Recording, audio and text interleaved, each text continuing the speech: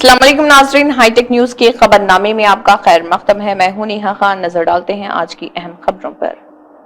सुनील डिम्पल का वज़ीर आला उमर अब्दुल्ला के बयानात पर रद्दअमल सामने आया। उन्होंने कहा है कि ब्यूरोक्रेसी उनके सीएम के अहकामात को नजरअंदाज करती है। सीएससी रिजर्वेशन रिपोर्ट तैयार है। सुनील डिम्पल ने सीएससी रिजर्वेशन रिपोर्ट और कारोबारी क़वानीन को साफ तौर पर मुस्तरद कर दिया। उन्होंने कहा है कि एससी, एसटी और ओबीसी, गुज्जर, बकरवाल, पैराड्स के तहफ़्फ़ुज़ात के साथ कोई छेड़छाड़ नहीं की जानी चाहिए, क्योंकि इससे अमन व अमान के मसाइल पैदा हो सकते हैं। बीजेपी और दीगर यानी कि एनसी इत्तेहाद चाहती है। ये रियासत जम्मू कश्मीर को बहाल करने की बीजेपी की शर्त है। तो ये कि जो चीफ मिनिस्टर उमर अब्दुल्ला साहब ने ये बयान जारी किया है कि जम्मू कश्मीर सरकार की ब्यूरोक्रेट्स जो है वो चीफ मिनिस्टर साहब की बात नहीं मानते हैं। और दूसरा, पत्रकार मित्र ये सवाल पूछ रहे हैं कि कैबिनेट सब कमेटी की जो पैनल की रिपोर्ट कैबिनेट कमेटी के आगे रिजर्वेशन को लेकर के रखी गई है, उसको लेकर के हमारा क्या कहना है। तो इस बात को लेकर के पत्रकार मित्रों को हमारा यह कहना है कि एक तो जो बयान चीफ मिनिस्टर उमर अब्दुल्ला साहब ने ये दिया है कि ब्यूरोक्रेट्स उनकी बात नहीं मानते हैं, तो ये बिल्कुल साफ जाहिर हो गया है कि भारतीय जनता पार्टी ने बड़ी साजिश के तहत जम्मू कश्मीर को बर्बाद करने का तरीका ढूंढ लिया है। पहले तो उन्होंने जम्मू कश्मीर को 5 अगस्त 2019 को एब्रोगेशन ऑफ आर्टिकल 370 को तोड़ करके रियासत को यूनियन टेरिटरी बना करके जम्मू कश्मीर को बर्बाद किया।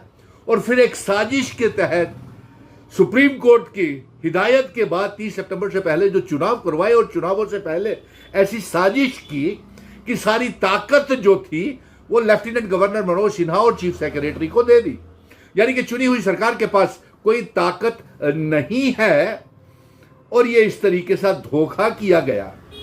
और अगर उन्होंने ये बयान जारी किया है कि ब्यूरोक्रेट्स उनकी बात नहीं मानते हैं, तो अगर ब्यूरोक्रेट चीफ मिनिस्टर की बात नहीं मानते हैं तो भारतीय जनता पार्टी ने साजिश के तहत जम्मू कश्मीर के वोटरों को जलील कर रही है। यानी कि ये चीफ मिनिस्टर की बात नहीं मानना 1 करोड़ 30 लाख अवाम की रियासत की चुनी हुई सरकार और अवाम के वोट डाले हुए चुनी हुई सरकार को ये जलील करना है, वोटों को जाया करने वाली बात है। और ये साजिश चुनावों के बीच में भारतीय जनता पार्टी ने की, क्योंकि उन्हें मालूम था कि मेंबर पार्लियामेंट भी कश्मीर से नहीं बने उनके, और जम्मू कश्मीर में सरकार नहीं बनी, तो इसलिए उन्होंने ये साजिश की थी।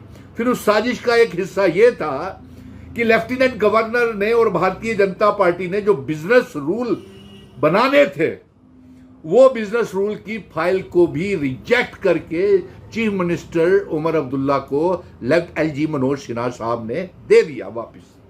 दूसरा, इसके बाद ना तो प्राइम मिनिस्टर साहब ना होम मिनिस्टर साहब अपना वादा पूरा कर रहे हैं कि जम्मू कश्मीर को रियासत वापस देने का। तो जाहिर सी बात है चीफ मिनिस्टर तो मजबूर होगा ही, वो ये बयान जरूर जारी करेंगे कि ब्यूरोक्रेट्स उनकी बात नहीं मान रही है। अब दूसरे सवाल की तरफ आते हैं कि जो रिजर्वेशन को लेकर के कैबिनेट सब कमेटी की मीटिंग होगी, और कैबिनेट की मीटिंग में चीफ मिनिस्टर उमर अब्दुल्ला साहब ने ये कहा है कि उसमें ये रिपोर्ट रखी जाएगी। तो मिशन स्टेटहुड का ये कहना है कि पहले तो हम बिजनेस रूल को पहले आउटराइटली रिजेक्ट करते थे, क्योंकि हम तो रियासत के दर्जे की और आर्टिकल 370 की जंग लड़ रहे हैं, इसलिए बिजनेस रूल्स क्यों हम उसको आउटराइटली रिजेक्ट करते हैं। दूसरा, ये रिजर्वेशन का जो मैं आगाह करना चाहता हूं अपनी अलायंस सरकार के और डॉक्टर फारूक अब्दुल्ला साहब को, जो नेता हैं ये अलायंस सरकार के, कि ये जम्मू कश्मीर यूटी के डोमेन में रिजर्वेशन पॉलिसीज नहीं आती हैं। इसलिए मैं आपको, हमने मंडल कमीशन वीपी सिंह की सरकार चली गई थी, वो भी समय देखा। भारतीय जनता पार्टी, पीडीपी, अल्ताफ बुखारी, महबूबा मुफ्ती बहन और सज्जाद लोन ये साजिश के तहत रिजर्वेशन का तूल दे रहे हैं। आगा राहुल्ला को आगे करके भारतीय जनता पार्टी तूल दे रही है कि रिजर्वेशन के पॉलिसी के तहत, आरक्षण के तहत नेशनल कॉन्फ्रेंस की सरकार किसी तरीके से टॉपल की जाए। लेकिन मैं हिदायत और एक तो मैं कैबिनेट सब कमेटी की जो रिजर्वेशन की रिपोर्ट है उसे आउटराइटली रिजेक्ट करता हूं, क्योंकि ये जम्मू कश्मीर यूनियन टेरिटरी के दायरे में आती नहीं है और ये BR अंबेडकर के संविधान कॉन्स्टिट्यूशन के तहत पार्लियामेंट ने schedule caste, schedule tribes, OBCs को, गुज्जर, बकरवाल, पहाड़ियों को रिजर्वेशन दी हुई है। वो इसके ऊपर समझौता नहीं करेंगे।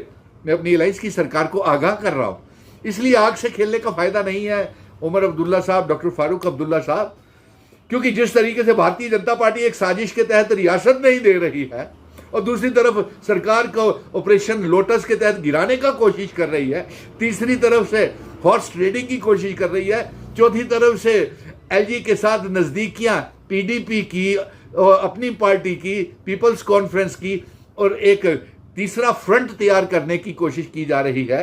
और जिस तरीके से ये इनका दावा है भारतीय जनता पार्टी के अंदर से आ रही है कि 12 से 18 विधायक इनके संपर्क में हैं, तो ऐसी नासमझी मुझे लगता है कि कैबिनेट कमेटी को आउटराइटली रिजेक्ट कर देना चाहिए इस रिजर्वेशन की रिपोर्ट को, और साथ में बिजनेस रूल्स को भी, क्योंकि रियासत इसीलिए नहीं दी जा रही है। और भारतीय जनता पार्टी के अंदर खाते से ये खबर आ रही है कि उन्होंने ये सोचा हुआ है कि जिस दिन नेशनल कॉन्फ्रेंस गठबंधन भारतीय जनता पार्टी के साथ कर लेगी उसी दिन शाम को रियासत का दर्जा वापस मिल जाएगा।